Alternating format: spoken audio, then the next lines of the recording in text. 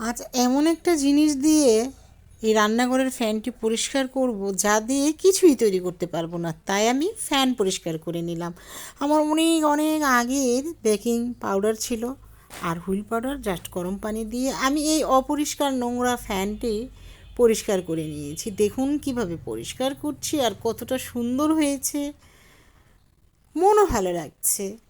অনেক দিন ধরে পরিষ্কার করা হয় না। আবার কেউ চাইলে হুইল পাউডার গরম পানি অথবা বেকিং সোডা দিয়েও করতে পারেন। যেহেতু আমার এটা ছিল, এটা দিয়ে কোনো কিছু হবে না, অনেক দিন হয়ে গেলে কেক বিস্কিট এগুলো ফুলে না আসলে, তাই আমি কাজে লাগিয়ে দিলাম ফেলে দেওয়া জিনিস দিয়ে, এবং ঝকঝকে উজ্জ্বল হয়ে গেল আমার এই রান্নাঘরের ফ্যানটি। সবাই অনেক বেশি ভালো থাকবে। আসসালামু আলাইকুম। আল্লাহ হাফিজ, আল্লাহ হাফিজ, আল্লাহ হাফিজ।